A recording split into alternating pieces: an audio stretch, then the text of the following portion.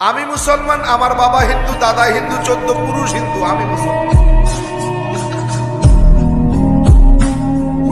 আল্লাহ, প্রিয় ভাইয়েরা আমার, এমনি কিন্তু মুসলমান হই নাই। এমনি মুসলমান হয়েছি মনে হয়? এমনি এমনি মুসলমান হই নাই।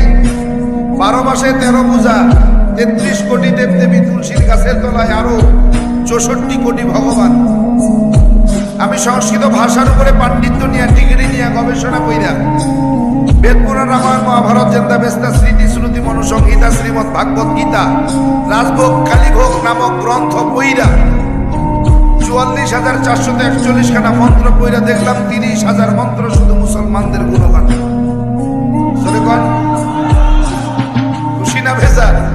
বলে আমাদের ধর্মের কথা অন্য ধর্মের মধ্যে বলে, এটা আবার কেমন কথা? আল্লাহ পাক রব্বুল আলামিন ইনজিল নাজিল করলেন খ্রিস্টানদের জন্য, ঠিক না?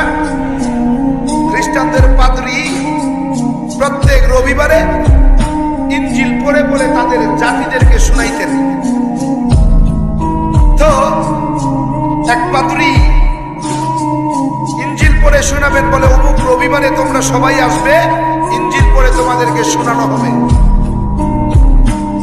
তো সবাই আসলো, গির্জার মধ্যে ঢুকলো। ঢুকার পরে পাদ্রী ইনজিলটাকে বের করে যখন প্রথম পৃষ্ঠা পড়া শুরু করবে, তাকায় দেখে এই পৃষ্ঠার মধ্যে শেষ নবী মুহাম্মদের নাম লেখা আছে।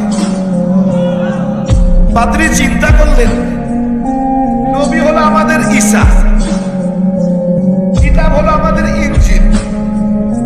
ঈসা নবীর কিতাবে ইনজিলের মধ্যে মুহাম্মদ নবীর নাম কেন?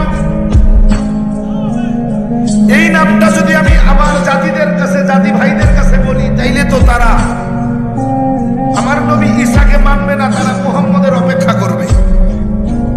এই মুহাম্মদটাকে যদি আমি যে বলি যে এই মুহাম্মদ হলো শেষ নবী, তাইলে তো তারা আমাকে আর মানবে না। এজন্য কি করা যায়? এটা পড়া যাবে না, এটা আমার জাতি ভাইদের কাছে বলা যাবে না। তাইলে কি করা যায়? বলে আমার ভাইয়েরা, তোমাদেরকে আজকে ইনজিল পড়ে শোনানোর কথা ছিল, দুর্ভাগ্যবশত, অনিবার্য কারণবশত আজকে তোমাদের ইনজিল পড়ে শোনানো সম্ভব না। তোমরা যাও, আগামী রবিবারে আসবা, তোমাদেরকে ইনজিল পড়ে শোনাবো। সব জাতি ভাইরা চলে গেল।